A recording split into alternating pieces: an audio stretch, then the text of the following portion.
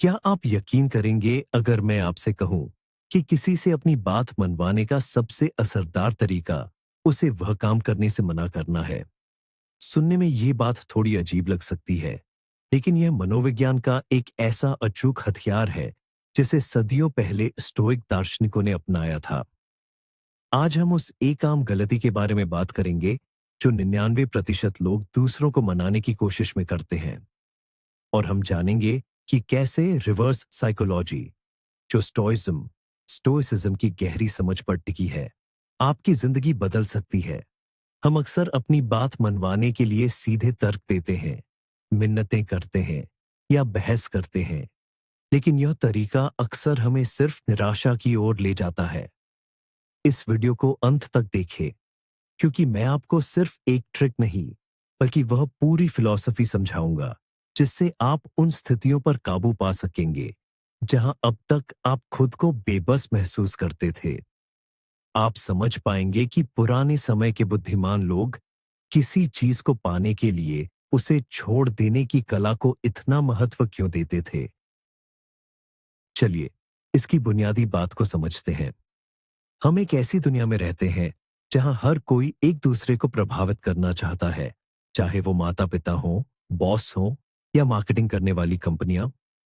बचपन से ही हमें सिखाया जाता है कि अगर अपनी बात मनवानी है तो सीधे तौर पर कहो। हम तर्क देते हैं, इमोशनल होते हैं, गुजारिश करते हैं और कभी-कभी तो हुक्म भी चलाते हैं। लेकिन ये तरीका अक्सर नाकाम क्यों हो जाता है? इसका जवाब छुपा है साइकोलॉजिकल रिएक्टेंस में। जब भी किसी इंसान को लगता है कि उसकी पसंद की आजादी छीनी जा रही है, तो उसका दिमाग कुदरती तौर पर विरोध करने लगता है। आप जितना ज्यादा दबाव डालेंगे, सामने वाला उतना ही पीछे हटेगा। ये हमारे मन का एक सुरक्षा तंत्र है जो चिल्लाकर कहता है, मैं क्या करूंगा, ये फैसला मेरा होगा। यहीं पर काम आती है स्टोइक्स की बुद्धिमानी। मार्क्स ऑनरेलियस, सेनेका और एपिक्टेटस जैसे महान विचारक इंसानी स्वभाव के पारखी थे। उन्हें पता था कि दुनिया में सिर्फ एक ही इंसान है जिसे हम पूरी तरह कंट्रोल कर सकते हैं, और वो है हम खुद। इसलिए दूसरों की इच्छा शक्ति से टकराने के बजाय उन्होंने उसके साथ तालमेल बिठाना सीखा।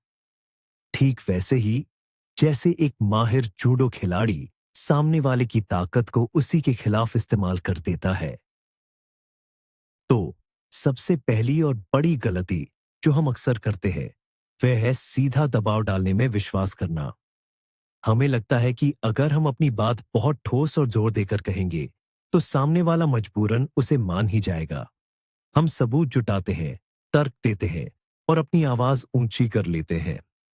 हमें लगता है कि हम एक समझदारी भरी बातचीत कर रहे हैं, लेकिन असल में हम दूसरे व्यक्ति की स्वायत्तता, यानी उसकी आजादी के खिलाफ जंग छेड़ रहे होते हैं।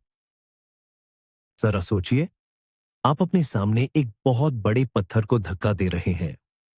आप उस पर जितना ज्यादा दबाव डालेंगे, वह उतना ही ज्यादा प्रतिरोध करेगा। इंसानी इच्छा शक्ति भी कुछ ऐसी ही है।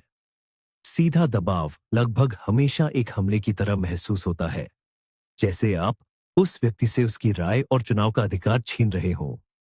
इसके जवाब में हमें सहमति नहीं मिलती, बल्कि जिद, चिड़चिड़ाहट और विरोध की एक दीवार खड़ी हो जाती है। सबसे अफसोस की बात तो यह है कि वह व्यक्ति मन ही मन आपकी बात से सहमत हो सकता है, लेकिन सिर्फ आपके दबाव की वजह से वह जानबूझकर आपकी बात का विरोध करेगा, सिर्फ अपनी आजादी और गरिमा को बनाए रखने के लिए। चलिए, एक बहुत ही आम उदाहरण लेते हैं, माता पिता और उनके टीनेजर बच्चे का। माता पिता अक्सर कहते हैं, तुम्हें गणित पर ज्यादा ध्यान देना चाहिए वरना फेल हो जाओगे और तुम्हारा करियर बर्बाद हो जाएगा।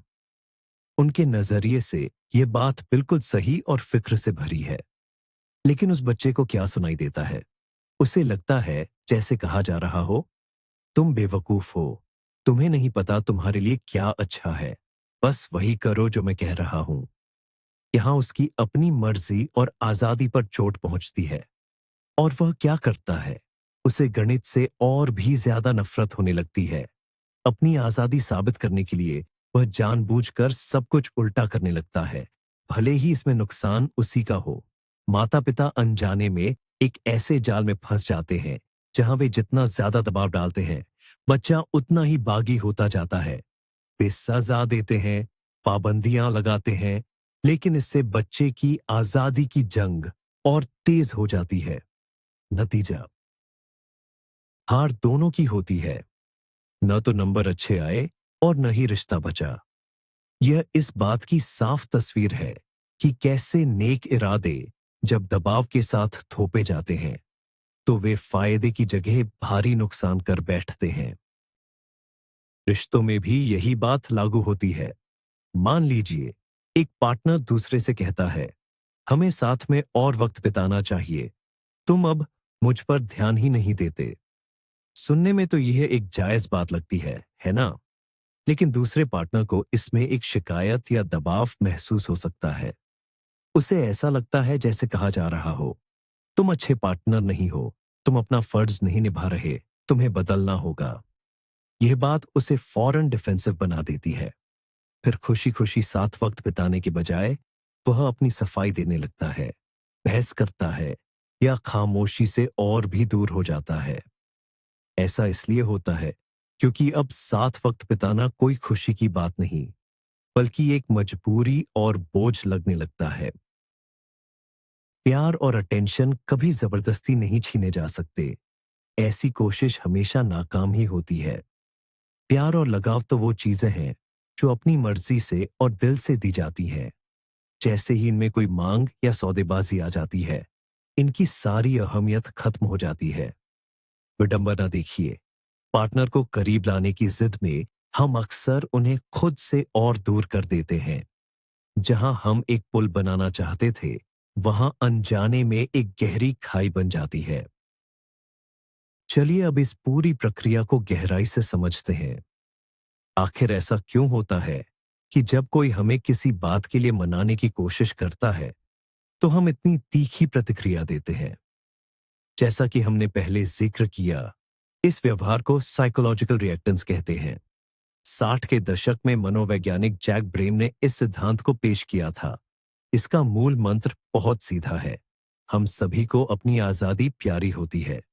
जब भी हमें लगता है कि कोई हमारी पसंद या हमारे फैसलों पर पाबंदी लगा रहा है, तो हमारे अंदर उस आजादी को फिर से हासिल करने की एक गहरी इच्छा जाग उठती है। और इसे करने का सबसे आसान तरीका क्या है? वही काम करना जो हमें करने से रोका जा रहा है या जिसका सुझाव दिया जा रहा है। ये कोई सोच समझकर लिया गया फैसला नहीं है, बल्कि एक भावनात्मक और लगभग स्वाभाविक प्रतिक्रिया है। यह हमारे विकास यानी एवोल्यूशन का हिस्सा है। पुराने समय में जीवित रहने के लिए खुद के फैसले लेना बेहद जरूरी था। इसलिए जब आप किसी से कहते हैं कि तुम्हें यह करना ही होगा, तो आप असल में उनके दिमाग के एक बहुत पुराने और संवेदनशील बटन को दबा देते हैं। यह बटन एक खतरे का सायरन बजा देता है, सावधान, तुम्हारी आजादी खतरे में है। और फिर आपकी सारी समझदारी भरी बातें उस सायरन के शोर में कहीं खो जाती है। सामने वाला व्यक्ति आपको सुनना बंद कर देता है और अपनी आजादी बचाने की जंग शुरू कर देता है। ठीक है, हम समझ गए कि गलती कहां हो रही है। सीधा दबाव कभी काम नहीं करता। तो फिर रास्ता क्या है? इसका जवाब है रिवर्स साइकोलॉजी। Reverse psychology. लेकिन रुकिए, पहले इसका सही मतलब समझ लेते हैं। रिवर्स साइकोलॉजी का मतलब सिर्फ यह नहीं है कि आप किसी को ये मत करो कहें और उम्मीद करें कि वह वही करेगा। नहीं, ये उससे कहीं ज्यादा गहरी कला है। ये एक ऐसी रणनीति है जहां आप हालात को कुछ इस तरह ढालते हैं कि सामने वाला इंसान खुद खुद वही फैसला ले जो आप चाहते हैं। और सबसे बड़ी बात, उसे पूरा यकीन होता है कि यह चुनाव उसी का है। यह कोई धोखा नहीं है, बल्कि इंसानी स्वभाव की गहरी समझ है। आप गेंद को धक्का देना बंद कर देते हैं और उसके सामने का रास्ता ही कुछ ऐसा बदल देते हैं कि वह अपने आप सही दिशा में लुढ़कने लगे। आप उनकी पसंद की आजादी को छीनते नहीं, बल्कि उसे और अहमियत देते हैं। जब आप सामने वाले को यह महसूस कराते हैं कि सारा कंट्रोल उनके हाथ में है, तो ठीक उसी पल वे रिलैक्स हो जाते हैं और अपनी मानसिक दीवारें गिरा देते हैं, और बस तभी वे नए विचारों को अपनाने के लिए तैयार होते हैं, उन विचारों को भी जो आप उन तक पहुंचाना चाहते हैं। असल में यह काम कैसे करता है, इसकी सबसे बड़ी खूबी है सामने वाले को पूरी आजादी देना और उसके अलग नजरिए को स्वीकार करना। जरा उस किशोर और गणित वाले उदाहरण पर गौर कीजिए। तुम्हें गणित पढ़ना ही पड़ेगा। चिल्लाने के बजाय अगर माता पिता कुछ इस तरह कहे, देखो मुझे लगता है कि शायद गणित वाकई तुम्हारे लिए नहीं बना है। यह एक मुश्किल विषय है और जरूरी नहीं कि हर कोई इसमें अच्छा हो। बेहतर होगा कि तुम उन चीजों पर ध्यान दो जिनमें तुम माहिर हो। आखिरी फैसला तुम्हारा ही है। तुम जो भी तय करोगे, मैं उसमें तुम्हारा साथ दूंगा। उस पल उस बच्चे के दिमाग में क्या होता है? उसकी आजादी पर मंडरा रहा दबाव अचानक गायब हो जाता है। अब कोई उसे मजबूर नहीं कर रहा, बल्कि सारा कंट्रोल उसके अपने हाथ में है। और जैसे ही दबाव हटा, विरोध करने की वजह भी खत्म हो गई। अब वह बिना किसी भावनात्मक तनाव के ठंडे दिमाग से सोच सकता है। वह सोच सकता है, क्या वाकई मैं इसे नहीं कर सकता, या मैं सिर्फ इसलिए मना कर रहा था क्योंकि मुझ पर जोर डाला जा रहा था। क्यों ना एक बार खुद को साबित करके देखूं। जब आप बाहर से दबाव डालना बंद कर देते हैं, तो इंसान की अपनी ईगो और खुद को काबिल साबित करने की उसकी अंदरूनी चाहत उसे काम करने के लिए प्रेरित करती है। यहां एक आम गलतफहमी को दूर करना बहुत जरूरी है। बहुत से लोग रिवर्स साइकोलॉजी को एक घटिया चालाकी या हेरफेर मानते हैं, और सच तो यह है कि अगर आपकी नीयत साफ नहीं है, तो ये वाकई वैसी ही बन जाती है। अगर आप इस तकनीक का इस्तेमाल किसी को नुकसान पहुंचाने या सिर्फ अपने स्वार्थ के लिए कर रहे हैं, तो यह सीधे तौर पर हेरफेर, मैनिपुलेशन है। लेकिन अगर आपका मकसद किसी ऐसे व्यक्ति की मदद करना है जो अपनी जिद या डर की वजह से सही फैसला नहीं ले पा रहा, तो यह चालाकी नहीं, बल्कि एक कला है, एक समझदारी भरा मार्गदर्शन। सारा फर्क आपकी नियत का है। प्राचीन स्टोइक दार्शनिकों ने कभी भी अपने ज्ञान का इस्तेमाल किसी को धोखा देने के लिए नहीं किया। उनका पूरा जीवन सद्गुणों और सच्चाई पर आधारित था। इसलिए इन तरीकों को अपनाते समय हमेशा खुद से एक सवाल जरूर पूछें। क्या मैं उस व्यक्ति के भले के लिए ऐसा कर रहा हूं, या सिर्फ अपने फायदे के लिए? अगर आप चाहते हैं कि आपका बच्चा पढ़ाई करे ताकि उसका भविष्य बेहतर हो सके, तो आपकी नीयत नेक है।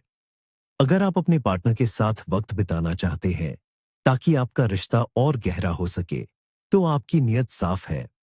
याद रखिए, आपकी ईमानदारी ही वह कसौटी है जो प्रभाव डालने और हेरफेर करने के बीच का अंतर तय करती है। नैतिकता की यह महीन रेखा आखिर कहाँ है? यह रेखा दूसरे व्यक्ति की गरिमा और उसकी आजादी के सम्मान से जुड़ी है।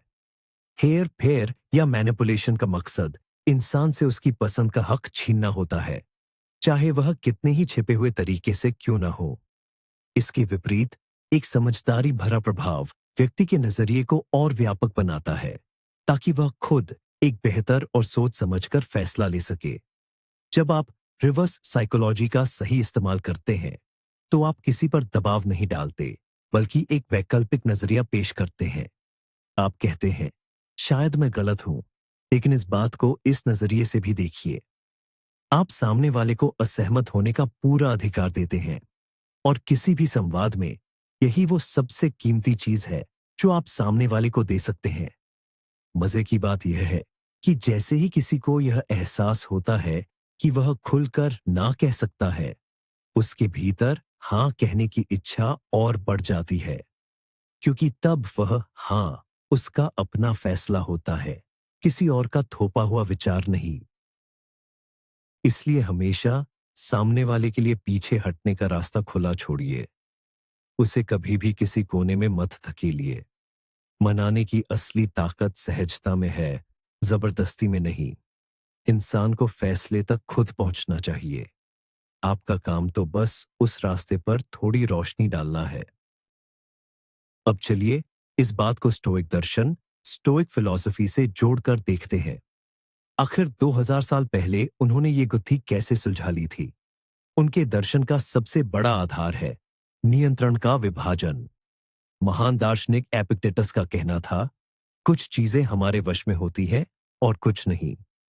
हमारे विचार, हमारी सोच और हमारे काम ये हमारे नियंत्रण में है, लेकिन दूसरों की राय, उनके फैसले, उनकी भावनाएं और बाहर की घटनाएं हमारे हाथ में नहीं है। जिस गलती की हम बात कर रहे हैं, यानी दूसरों पर सीधा दबाव डालना, वो दरअसल उस चीज को काबू करने की कोशिश है जो हमारे बस में ही नहीं है, यानी किसी दूसरे इंसान की इच्छा। एक समझदार व्यक्ति जानता है कि ऐसा करना अपनी ऊर्जा बर्बाद करना है, जिससे अंत में सिर्फ निराशा और तनाव मिलता है। इसलिए वो उन चीजों पर ध्यान देता है जिन्हें वो वाकई बदल सकता है, यानी अपनी भाषा और अपना बर्ताव। वो सामने वाले को मजबूर नहीं करता, बल्कि अपना व्यवहार इस तरह ढालता है कि हालात खुद ब खुद उसके पक्ष में हो जाए। वो नदी को धक्का देने के बजाय उसका रास्ता बदल देता है। सोच का यही बुनियादी बदलाव हमें हर चिंता से मुक्त करता है और हमें परिस्थितियों पर असली पकड़ बनाने की ताकत देता है। स्टोइकिज्म स्टोइसिज्म का एक बहुत ही असरदार तरीका है जो रिवर्स साइकोलॉजी के सिद्धांत पर बखूबी काम करता है। इसे कहते हैं प्रीमेडिटेटिव मालोरम। प्रीमेडिटेशियो मालोरम यानी बुराइयों का पूर्वाभ्यास। आमतौर पर इसका मतलब है सबसे खराब स्थितियों की पहले से कल्पना करना, ताकि आप मानसिक रूप से तैयार हो सके और आपके मन से डर निकल जाए। महान दार्शनिक सेनेका का मानना था कि इंसान को हर दिन खुद को गरीबी, बीमारी या मुश्किल हालातों में महसूस करना चाहिए। लेकिन इस तरीके का इस्तेमाल आप दूसरों को प्रभावित करने के लिए भी कर सकते हैं। कैसे? संभावित मुश्किलों और चुनौतियों को खुद ही सामने रखकर अपनी किसी बात या आइडिया की तारीफ करने के बजाय आप उसकी कमियों के बारे में बात करते हैं। आप सामने वाले को एक तरह से चेतावनी देते हैं। मिसाल के तौर पर, अगर आप अपने किसी सहकर्मी को कोई नया प्रोजेक्ट देना चाहते हैं, तो यह न कहें कि यह तुम्हारे लिए एक शानदार मौका है। इसके बजाय कुछ इस तरह कहें, देखो, एक प्रोजेक्ट है, लेकिन सच तो यह है कि यह बहुत मुश्किल है। इसमें दिन रात एक करना होगा, समय बहुत कम है और इस बात की कोई गारंटी नहीं है कि सब कुछ सही होगा। शायद तुम्हें इतना तनाव नहीं लेना चाहिए, यह काफी थका देने वाला काम है।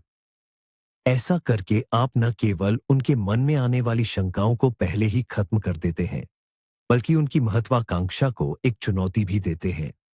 आप उन्हें मना नहीं रहे हैं, बल्कि उनके सामने एक ऐसी बाधा खड़ी कर रहे हैं जिसे पार करने की इच्छा उनके अंदर खुद खुद जाग उठेगी। चलिए, मुसीबतों का पहले से अंदाजा लगाने वाली इस तकनीक को एक और उदाहरण से समझते हैं। मान लीजिए, आप अपने किसी दोस्त को वर्कआउट शुरू करने के लिए मनाना चाहते हैं। आमतौर पर हम कहते हैं, भाई जिम चल, सेहत बनेगी और तुझे अच्छा लगेगा। लेकिन इसके बजाय आप एक अलग नजरिया अपना सकते हैं। आप उससे कहिए, देख भाई, मैं जिम जा तो रहा हूं, पर सच बताऊं तो ये बहुत टेढ़ी खीर है। सुबह जल्दी उठना, पूरे शरीर में दर्द और ऊपर से वक्त की इतनी कमी। शुरू के 2 महीने तो कोई रिजल्ट भी नहीं दिखता, बस थकान रहती है। शायद ये सबके बस की बात नहीं है, इसके लिए बहुत पक्की इच्छा शक्ति चाहिए। यहां आप कर क्या रहे हैं? आप उसे कोई सुनहरे सपने नहीं दिखा रहे, बल्कि सारी मुश्किलें साफ साफ बता रहे हैं। और यही ईमानदारी उसे आप पर भरोसा दिलाती है। आपके दोस्त को लगता है कि आप उसे कुछ बेच नहीं रहे हैं, लेकिन इसी के साथ आप उसके स्वाभिमान को भी चुनौती दे रहे हैं। अब उसके मन में ये ख्याल आएगा, क्या मुझ में इतनी इच्छा शक्ति नहीं है? अगर ये कर सकता है, तो क्या मैं इससे कमजोर हूं? यहां आप उसे जबरदस्ती खींच नहीं रहे, बल्कि उसके सामने एक ऐसी ऊंचाई रख रहे हैं जिसे वो खुद पार करना चाहेगा। आपने एक उबाऊ काम को एक दिलचस्प चैलेंज में बदल दिया है। स्टोइज्म का एक और मुख्य सिद्धांत है, बाधा ही रास्ता है। मार्कस ऑरेलियस ने लिखा था, जो चीज रास्ते में रुकावट बनती है वही आगे बढ़ने का रास्ता बन जाती है। एक स्टोइक के लिए कोई भी बाधा कोई समस्या नहीं, बल्कि साहस, धैर्य और बुद्धिमानी जैसे गुणों को दिखाने का एक अवसर है। अब इसका हमारे विषय से क्या संबंध है? जब कोई व्यक्ति आपका विरोध करता है, अपनी जिद पर अड़ा रहता है या आपको ना कहता है, तो असल में यही वह बाधा है। एक साधारण व्यक्ति इस बाधा को तोड़ने या उससे बचने की कोशिश करता है, लेकिन एक स्टोइक उसकी ऊर्जा का ही इस्तेमाल करना जानता है। जब कोई आपको ना कहता है, तो वह एक मानसिक ऊर्जा खर्च कर रहा होता है। इस ऊर्जा से लड़ने के बजाय आप इसे एक नई दिशा दे सकते हैं। आप उसकी बात से सहमत हो जाते हैं। हाँ, तुम सही कह रहे हो। ये वाकई एक अच्छा विचार नहीं है। मुझे खुशी है कि तुमने इन कमियों की ओर ध्यान दिलाया। आप बहस नहीं करते, बल्कि उसके विरोध को स्वीकार कर लेते हैं। यह बात उसे पूरी तरह निहत्था कर देती है। वह व्यक्ति आपसे बहस की उम्मीद कर रहा था, लेकिन आपने शांति का हाथ बढ़ा दिया।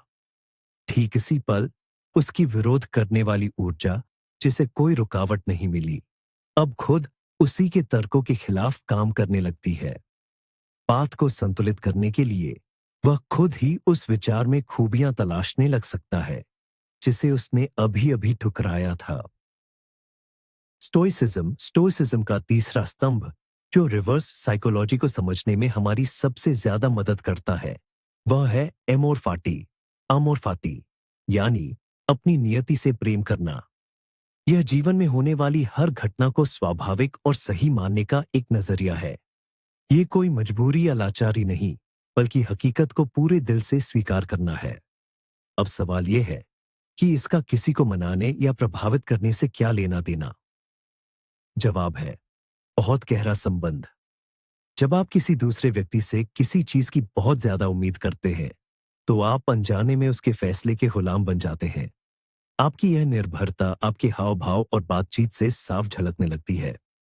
आपकी जिद, आपकी बेचैनी और आपका तनाव ये सब दिखाते हैं कि आप कितने जरूरतमंद हैं। और याद रखिए, जरूरत या लाचारी लोगों को दूर भगाती है। लोग स्वाभाविक रूप से उन लोगों से कतराने लगते हैं जो उनसे कुछ पाने के लिए बेताब होते हैं। वहीं दूसरी ओर एक स्टोइक व्यक्ति जो एमोरफाटी का पालन करता है, वह हर नतीजे के लिए दिमागी तौर पर तैयार रहता है। वह अपना विचार सामने रखता है, लेकिन अगर उसे मना कर दिया जाए, तो वह इसे समय का चक्र मानकर सहजता से स्वीकार कर लेता है। वह न तो परेशान होता है, न गुस्सा करता है और न ही गिड़गिड़ाता है। उसकी यही आंतरिक शांति और स्वतंत्रता उसे दूसरों की नजर में बेहद आकर्षक और प्रभावशाली बना देती है। चूंकि वह किसी से कुछ मांग नहीं रहा होता, इसीलिए लोग खुद उसे वह चीज देना चाहते हैं। यही शांत और गंभीर स्वभाव आपकी सबसे बड़ी ताकत है। जरा इन दो स्थितियों के बारे में सोचिए। पहली स्थिति, एक व्यक्ति बड़े जोश में हाथ हिला हिलाकर आपको किसी बात के लिए मनाने की कोशिश कर रहा है। वह बहुत तेजी से और भावुक होकर ढेरों दलीलें देता है। आपको कैसा लगेगा? जाहिर है आप पर एक दबाव बनेगा और आपका मन उससे दूर हटने का करेगा। अब दूसरी स्थिति देखिए। एक व्यक्ति बड़े आराम से, लगभग बेफिक्र होकर अपनी बात आपके सामने रखता है और आखिर में कहता है, खैर, फैसला तुम्हारा है। मेरे लिए यह बात उतनी मायने नहीं रखती। अब बताइए, आपको किसकी बात पर ज्यादा यकीन होगा और किस में दिलचस्पी आएगी? यकीनन दूसरे व्यक्ति पर। जब कोई इंसान अपनी भावनाओं को अपनी बात पर हावी नहीं होने देता, तो हमें लगता है कि उसका इसमें कोई निजी स्वार्थ नहीं है। हमें वह निष्पक्ष और सच्चा लगता है। उसकी यह शांति दूसरों पर भी असर डालती है, जिससे हम खुद भी शांत हो जाते हैं और बिना किसी पक्षपात के उसकी बात सुनते हैं। स्टोइक्स ने अपने मन को साध कर यह कला सीखी थी। उन्होंने सीखा कि कैसे किसी घटना को अपनी धारणाओं से अलग रखा जाए। उनके लिए किसी का ना कहना सिर्फ एक ना था, कोई बड़ी तबाही या निजी अपमान नहीं। और यही सुपर पावर उन्हें लोगों को प्रभावित करने में माहिर बनाती है। अब चलिए उन खास तरीकों की बात करते हैं जो इन्हीं सिद्धांतों पर टिके हैं। इनमें सबसे पहला और मशहूर तरीका है फॉरबिडन फ्रूट, यानी वर्जित फल का असर।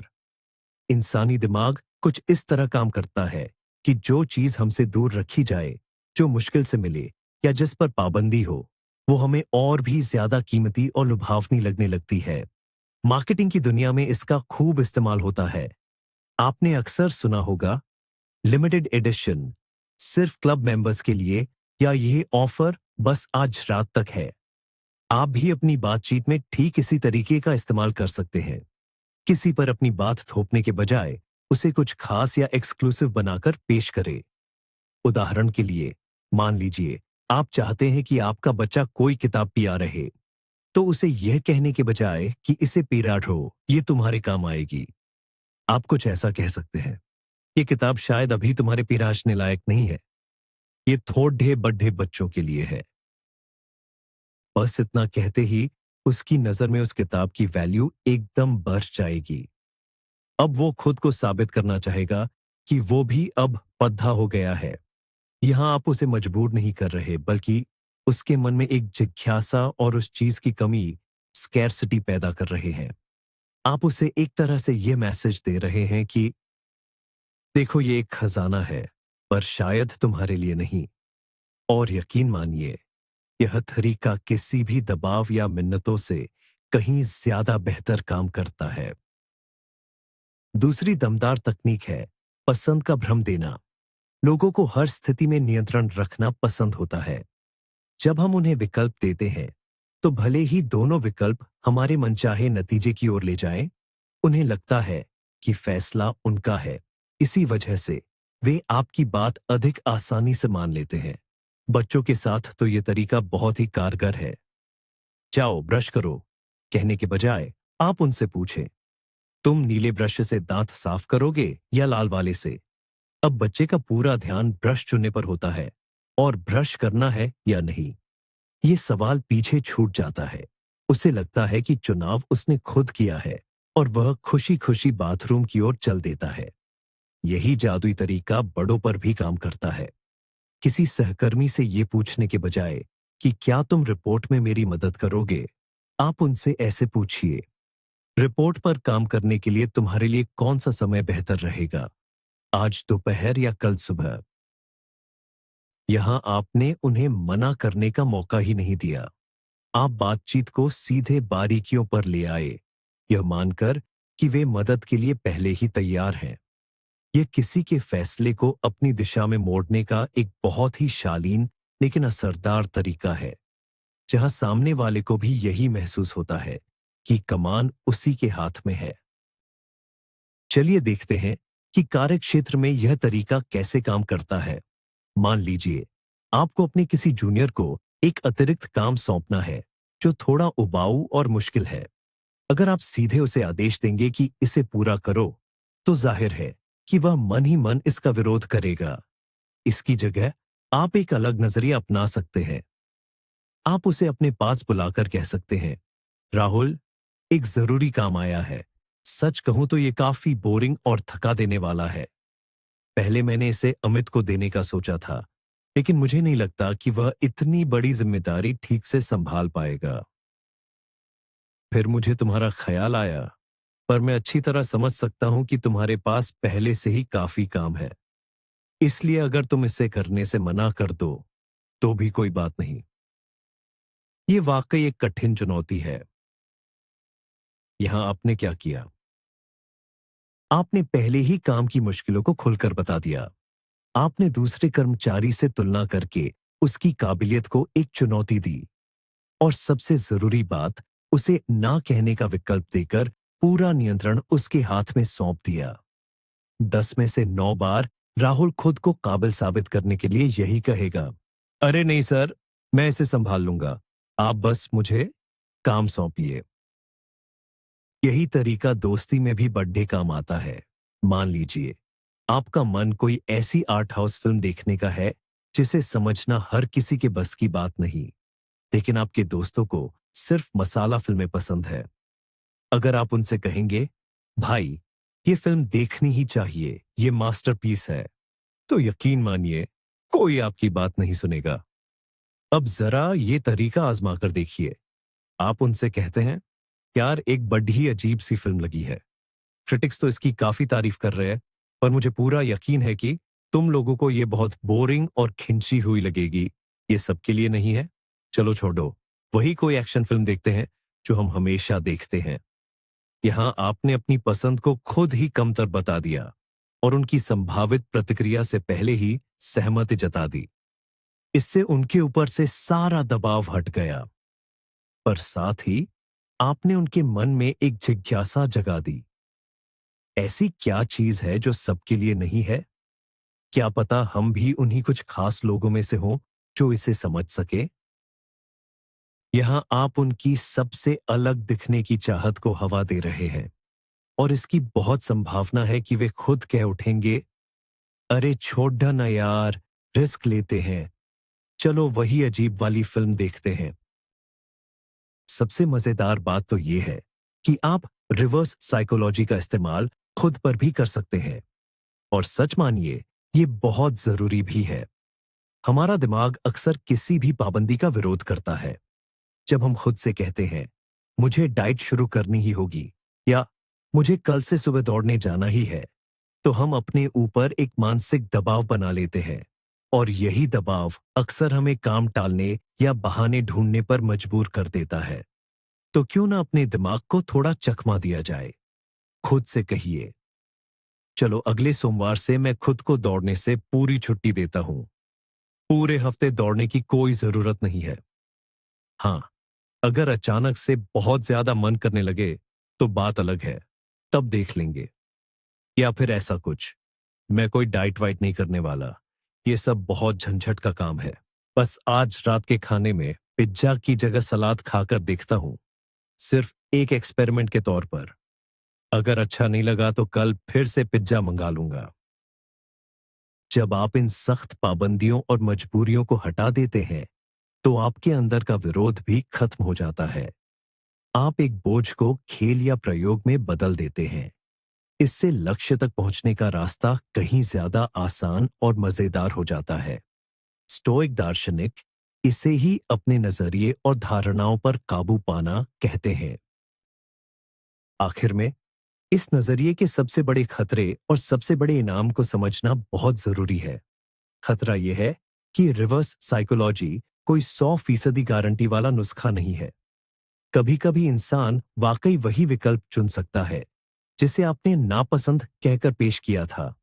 अगर आप किसी किशोर से कहेंगे कि गणित उसके बस की बात नहीं है, तो हो सकता है कि वह खुशी खुशी आपकी बात मान ले और उसे हमेशा के लिए छोड़ दे। इसलिए इस तकनीक का इस्तेमाल करते समय आपको हर नतीजे के लिए मानसिक रूप से तैयार रहना होगा, ठीक एक सच्चे दार्शनिक की तरह। और यहीं इसका सबसे बड़ा इनाम छिपा है। यह तरीका आपको दूसरों पर नियंत्रण रखने के भ्रम से आजाद कर देता है। यह आपको दूसरों की पसंद का सम्मान करना सिखाता है, चाहे वो जो भी हो। आप कठपुतली नचाने वाले नहीं, बल्कि एक समझदार माली बन जाते हैं। एक माली कभी पौधे को खींचकर बड़ा नहीं करता, बल्कि वह उसके लिए सबसे अच्छा माहौल तैयार करता है। मिट्टी को नरम करता है, पानी देता है और रोशनी का इंतजाम करता है। अब वह पौधा खिलेगा या नहीं, यह उसका अपना चुनाव है। दूसरों की इस आजादी को स्वीकार करना ही असली समझदारी और सबसे बड़ी ताकत है। तो चलिए आज की चर्चा को समेटते हैं। बातचीत में हमारी सबसे बड़ी और आम गलती ये होती है कि हम दूसरों की मर्जी के खिलाफ अपनी बात थोपने की कोशिश करते हैं। हम दबाव डालते हैं, बहस करते हैं, और नतीजा क्या होता है? सामने वाले की तरफ से और भी ज्यादा विरोध। स्टोइसिज्म और इसके सिद्धांतों पर आधारित रिवर्स साइकोलॉजी हमें कुछ अलग सिखाती है। यह हमें सिखाती है कि बंद दरवाजे को धक्का देने के बजाय बस दूसरे व्यक्ति को चाबी दे दें और उसे खुद दरवाजा खोलने दें। यह संघर्ष से रणनीति की ओर और दबाव से सच्चे प्रभाव की ओर एक बड़ा बदलाव है। जब आप इसे अपनाते हैं, तो आप बेकार की बहसों में अपनी ऊर्जा और मानसिक शांति खोना बंद कर देते हैं। आपके रिश्ते और भी गहरे हो जाते हैं, क्योंकि वे दूसरे की स्वतंत्रता के सम्मान पर आधारित होते हैं। और सबसे अच्छी बात यह है कि आपके लक्ष्य खुद ब खुद पूरे होने लगते हैं, क्योंकि लोग खुद आपकी मदद करना चाहते हैं। याद रखिए, असली ताकत किसी को मजबूर करने में नहीं, बल्कि उसे प्रेरित करने में है। और कभी-कभी इसके लिए बस नियंत्रण छोड़ना और मानवीय स्वभाव की समझ पर भरोसा करना ही काफी होता है। इस वीडियो को अंत तक देखने के लिए शुक्रिया।